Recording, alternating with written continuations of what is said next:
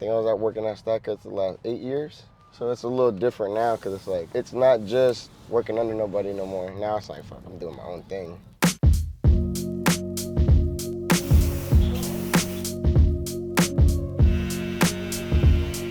My name is Sergio Miranda. I'm a barber in San Leandro, California. The way I got into barbering was I would always get haircuts at like barbershops in my local neighborhood. But the only problem was like I would always get either my hair messed up or I wouldn't get it the way I wanted. One day I just got tired of paying like 20 bucks a cut, so I just grabbed some clippers from Walmart and just started cutting my own hair. Started cutting my brother's hair. After that, just started advertising at school, like, come get a free haircut. If you like it, you shoot me $5 next time you get a haircut, At that point in my life, when I was like right out of high school, I didn't really know what to do, but something actually happened that made me, like, forced me to go to school. And I was like, a week after I got out of high school, my dad told me and my sister, like, oh, I have stage 4 stomach cancer. I felt like the time for me to mess up and the time for me to figure my things out wasn't really there. At that point, I was like, well, if this is working, like, I might as well make a career out of it and make something more out of this.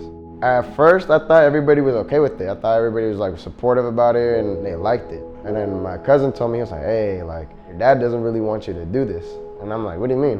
One night I sat down with him and I told him, I was like, hey man, like, I know everything's going on with you. You're, about to pass on, but like, let's sit down and talk. My cousin said, you don't want me to do this or that you don't think it's a good idea for me. And he was like, I did. He was like, I did think that. Like, I'm not gonna lie to you. I'm not gonna bullshit you. I did think you were making a mistake. I felt like what you were doing was like kind of throwing away the most important time of your life when you're supposed to figure everything out. But in reality, you were building something bigger that now I can see, like, you're gonna do something in the next couple of years. In the same breath, he told me, he was like, yeah, you proved me wrong. At that point, it's like, I don't really feel like I have to prove anything to anybody because at the end of it, like, before he passed away, like, I made him as proud as he could, The weight of the world just came off my shoulders and I was just like, cool, like, now I can actually take a breather, Barbering was one of the things that kept me grounded. I took like maybe a week or 2 off and then went back to work. Being around all those people, being around all my coworkers, being around my clients helped get my mind off that. Now I'm actually laughing again. Now I'm actually smiling, having a good time again. Because at the time it was like, it felt like the whole world got turned upside down. When I got out of barber school, I told myself, I was like, this isn't it. Like, yeah, you got your paper. Now what? Like, and what I wanted out of that piece of paper, cutting in general, was my own spot. It's kind of confusing in a way, because I'm still learning as I'm going. Like now doing all like the owner stuff. Like when I'm home and I'm just chilling, like I'm just always thinking about, all right, well, what can I do different in here? Or what can I do next? It's almost like the shop is like my little baby now. The floors weren't in here, none of this was in here. A lot of shit wasn't working at first and it was kind of like, maybe this is a sign that I shouldn't have done this. But kept being persistent with it, getting a journal and writing every little thing that I wanted to do in here. Now that I look at that journal, that first page, damn near everything has got a check mark on it. I remember in barber school, actually, they were like, to some people, you're gonna be their therapist. Some people, you're just gonna be their barber. You just gotta know who's in your chair and who you're talking to. Some of them has gone through the same thing that I've gone through, and luckily, I've been able to like, hey, it's not that bad.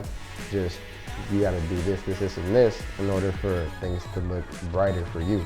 At that point, it's like, I don't feel like I'm just cutting hair. The job comes with a lot more than what's on the outside of it. Later on in life, once this is all situated, I could do the same thing like what my boss did for me. He put me in a position to put my family in a better position. Actually, recently I just checked into like therapy, started getting all that going so that I can actually like deal with it in a more healthier way, because I need to be a better me so that when I do start that process of getting people in here, then I'm a better boss for them. Well, not even a boss, they'll just be working with me because they'll be self-employed too. But that way I'm just a better coworker, a better barber for my clients, and overall just a better son, better brother for everybody around.